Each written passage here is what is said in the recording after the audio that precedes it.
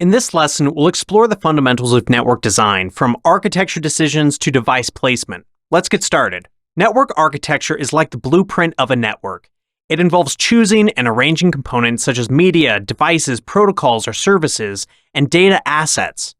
Within this framework, we have network infrastructure, which consists of the physical elements like cables, appliances, and addressing and forwarding protocols that enable basic connectivity.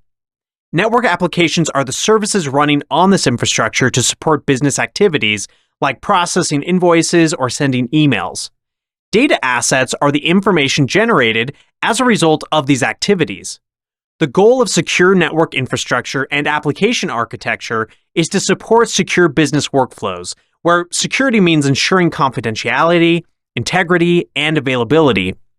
Let's take the example of provisioning email services to understand the architecture decisions involved. Access control ensures that client devices access the network through a secure channel with authentication and authorization. Unauthorized users and devices must be denied access. The email mailbox server stores data assets securely and must be accessible only to authorized clients. It should also be fault-tolerant and highly available. The mail transfer server, responsible for connecting with untrusted internet hosts, requires careful control to manage communications between the untrusted network and trusted LAN. Any data or software leaving or entering the network must be subject to policy-based controls. This type of business flow will involve systems with different security requirements. Placing the client, the mailbox, and the mail transfer server all within the same segment will introduce many vulnerabilities.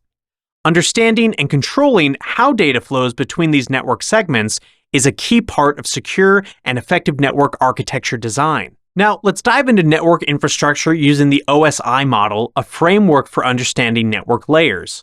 At the physical layer, layer 1, we find various transmission media from cables to wireless signals, which are the links connecting network nodes. Now, nodes come in two types: host nodes, which initiate data transfers like servers or clients, and intermediary nodes that forward traffic around the network.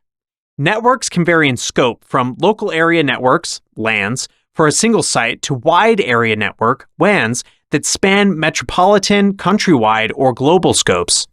Each network node must have a unique address, and this addressing function occurs at different layers and scopes.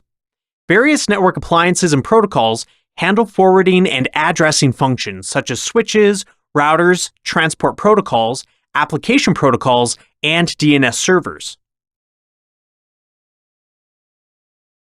When designing a network, several factors come into play. Costs, including upfront investments and ongoing maintenance, need to be considered. Compute resources affect processing time for various workloads. Scalability and ease of deployment help manage changes in workload. Availability and resilience minimize downtime and recovery time in case of failures.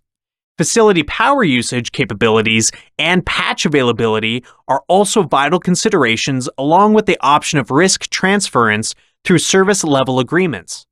These factors together shape the architecture of your network. The selection of effective controls for network infrastructure is the process of choosing the type and placement of security appliances and software.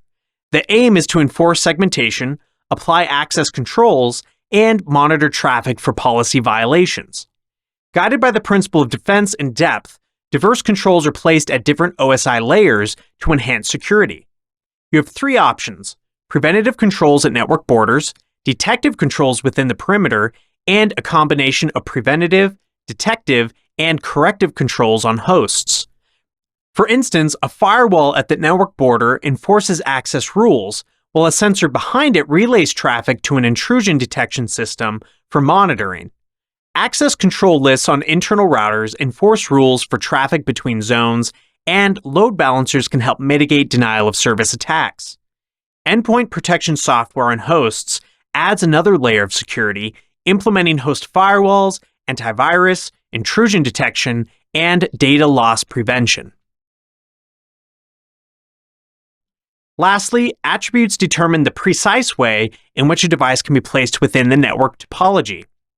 Controls can be active or passive. Active controls require configuration and data exchange, while passive controls operate silently. Deployment can be inline, becoming part of the network path, or as taps or monitors, capturing traffic transparently.